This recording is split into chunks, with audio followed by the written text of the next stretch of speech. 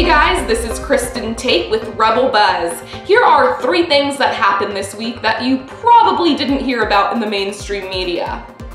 It's that time of year again, the leaves are falling, the air is getting nice and crisp, and the left is launching its annual war on Halloween. This week, an elementary school in Walpole, Massachusetts announced that it will be canceling Halloween and replacing it with, wait for it, Orange and Black Spirit Day. The school's principal also said in an announcement that the annual Halloween parade would be canceled because it's, quote, not inclusive enough. Many parents and students in the small town have expressed disappointment in this announcement. This was something that the kids in the town look forward to every year. Of course, this principal never specified which students exactly the parade was not inclusive to. Another great question for this principal is, if Black and Orange Day isn't Halloween, then what is it? Is this all just a big attempt to ban the H word? The decision at this elementary school is just the latest in the left's war on Halloween. Schools down from the elementary level all the way up to the college level are banning the holiday altogether or prohibiting certain offensive costumes.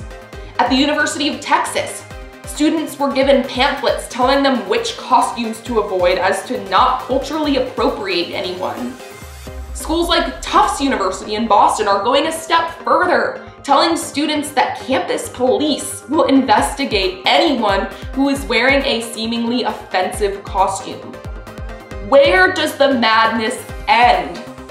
It's gotten to the point where we can't even enjoy a fun, carefree holiday. Halloween is supposed to be a day where we can all kind of come together and poke fun at each other and pretend to be someone different for the night. It's supposed to be fun. What start out as seemingly well-intentioned measures to create more inclusive spaces end up squashing fun and the freedom of expression. And there's nothing more terrifying to me than living in a world where we can't even express ourselves without fear of punishment. Don't you just love it when Hollywood celebrities try to take away your rights? That's exactly what A-listers like Emma Stone, Melissa McCarthy, and Sheryl Crow are doing in the aftermath of the horrific Las Vegas shooting, which happened at a country music concert. In a new PSA funded by the Michael Bloomberg group, Every Town for Gun Safety, a bunch of Hollywood celebrities came together to urge Americans to reject the NRA and reject gun safety. What these clueless celebrities fail to recognize, however, is that their solutions would have done nothing to prevent the shooting in Las Vegas. The shooter, Kristin Tate, had no history of mental illness and no criminal record, so increased gun control and background checks would have done nothing to keep this guy from getting a hold of the firearms that he used. Even Dianne Feinstein, the darling of the gun control movement on the left, admitted that increased gun control would not have prevented Vegas. But apparently facts don't matter when it comes to Hollywood and gun control. What these celebrities don't understand is that increasing gun control only makes it harder for law-abiding citizens to purchase firearms for self-protection. Criminals, they don't follow laws to begin with. They're more likely to get guns on the black market. It's also worth mentioning how out of touch these celebrities are with the concerns of everyday Americans. These people have no idea what it's like to worry that MS-13 gang members who are in the country illegally are affecting their neighborhoods. They don't know what it's like sitting in their houses, worrying that criminals will break in and try to harm their families. Bottom line, the Second Amendment allows everyday Americans to protect themselves and their families. But hey, who needs to worry about safety when you're busy sipping a pina colada in your pool at your mansion, surrounded by a big security wall and armed guards? A new study by the Foundation for Individual Rights in Education revealed that overwhelmingly college students reject the First Amendment.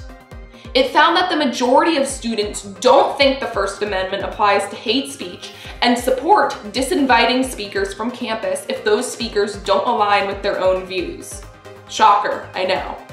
But it also revealed some alarming statistics about the political climate on campus. It found that students who identify as liberal are 19% more likely to feel comfortable expressing themselves on campus than those who identify as conservative.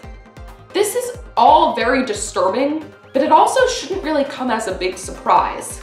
Colleges love to tout themselves as being places where diversity flourishes. But it's clear that this diversity ends with skin color. Colleges have little interest in diversity in thought. And I know this from firsthand experience. I went to college at a liberal arts school in Boston, and as soon as I came out as a non-liberal, I lost the support of many of my friends and even some professors.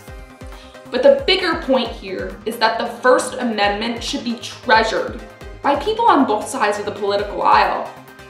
Back in the day, the left was all about free speech. In the 60s and 70s, a social justice movement was born, pushing for equal rights for all Americans. And this movement was made possible by the First Amendment. But the left has transformed into something entirely different over the last few decades.